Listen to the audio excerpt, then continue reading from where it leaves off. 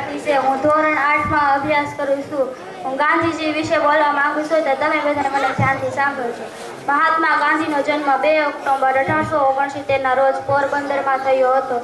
તેમનું પૂરું નામ મોહનદાસ કરમચંદ ગાંધી. તેમની માતાનું નામ પુતળીબાઈ હતું. તેમણે બાળપણમાં હરિશ્ચંદ્ર નાટક જોયું અને શ્રવણની કથા વાંચી, જેથી તેના હૃદય પર ઊંડી અસર થઈ. તે દિવસથી તેણે સાચું બોલવું અને મા બાપની સેવા કરવાનો નિર્ણય કર્યો. ગાંધીજી વકીલાત કરવા માટે દક્ષિણ આફ્રિકા ગયા હતા. ગાંધીજીએ અમદાવાદમાં પહેલા કોચરબામાં સાબરમતી નદીના કિનારે આશ્રમની સ્થાપના કરી હતી. તેમની પ્રાર્થના સભામાં અનેક લોકો આવતા હતા. તેમણે વૈષ્ણવ ભજન તેનેરે કહીએ નરસિંહ મહેતાનું ભજન અતિ પ્રિય હતું. તેમની પત્નીનું નામ કસ્તુરબા હતું. તેમણે પણ ગાંધીજીને ઘણો સાથ આપ્યો હતો. 30 જાન્યુઆરી 1948ના રોજ ગાંધીજી દિલ્હીમાં પ્રાર્થના સભામાં જતા ત્યારે નથુરામ ગોડસે નામના એક યુવાને ગોળીઓથી વીંટી નાખ્યા. તેથી વિશ્વભરના લોકોને આઘાત લાગ્યો.